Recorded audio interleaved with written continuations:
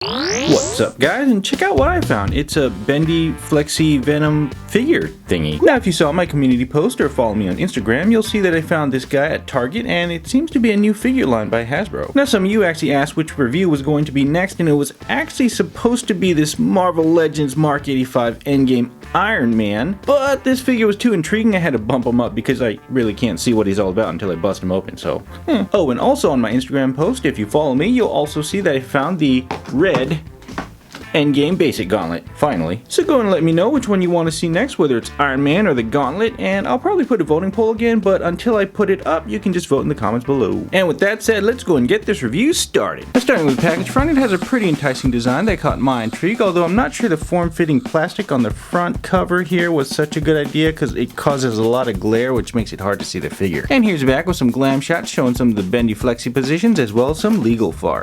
And there he is, guys, out of the package, and I have to say I was actually trying some of his bendy features here, and he's actually a pretty cool figure, but let's go and go over the details first and then talk about the bendy. Alright, now starting with the head, we'll go and move the arms out of the way here.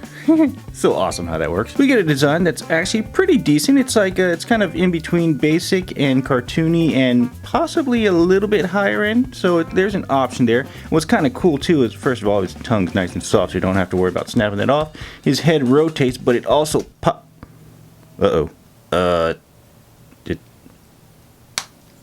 Okay, crisis averted, guys. It just pops back in. Anywho, as I was saying, his head pops off also, and as you can see, it's just your typical ball joint there, and it looks like there's customization options. If you have a Dremel tool, you can drill that out and stick it on different figures if you need a Venom head, because overall, it's pretty nice. Got some nice paint and pretty well sculpted teeth. And moving into the body, we get a pretty decent sculpt. It's anatomically just weird, but it does have some veins sculpted in, as you can see right there, and the spider sculpt looks insane. It's actually sculpted, it's raised sculpting, it's not just paint, but the paint is very crisp and clean, goes all the way around.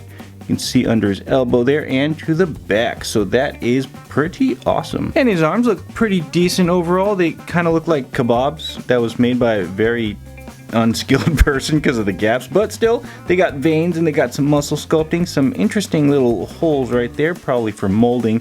He's got his big old claw hand right here that actually is pretty soft, and it's very rounded at the end, so you don't have to worry about clawing your face off in case you had a bad day and stuff. And I don't know where I'm going with that, but hey, pretty cool veins, right? And moving into the lower body, we got some more veins and muscle sculpting and more of that kebab styling there. That's just, I don't know, it's not really making me hungry, but you know, it looks like a kebab. But anyways, then you got the lower legs here that are really thick, got the really tiny knee joint there.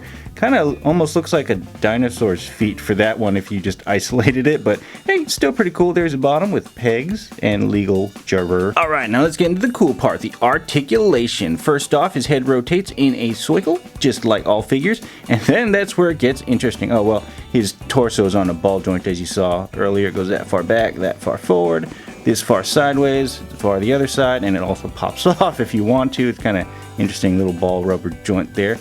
Pop that back on. But it's his bendy joints that are fun, and they're actually really easy to bend. As you can see, just do that. They don't really spring back or anything like that. If you see, you move that back there, it kind of stays, and then you move it forward and it also stays there. Same thing with his arm or the elbow there, so you just bend it there. I think this is using the same bendy wire technology in that the little Scorpion Marvel Legends, you know, the green one in the, I forget which Bath Wave, the more recent one. I never grabbed one of those, but I might because he's getting really cheap now. But yeah, as you can see, oh, this spins in a circle too. It's really, oh, come on. Okay, got to be careful about that. But anyways, what's interesting is that these actually do not twist. There's no real torquing. Like you would think that this would rotate on the bendy wire portion, but it does not. It actually bends the entire rubber piece, as you can, I don't know if you can see it there, but yeah, it bends the whole thing. It doesn't rotate in a circle around it, so you don't want to like full rotate it because you're probably going to end up tearing that rubber.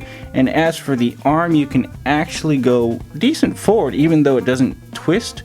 You can go forward like that and go up. You can start to feel tension. It probably will tear if you go further back, but then you can go that way too, and as you can see, the rubber is actually pretty okay. It's pretty durable, which is pretty impressive. And same thing with the legs too. You can actually rotate them forward, as you can see, quite a bit, that much, and then rotate it backwards, as you can see, quite a bit, that much.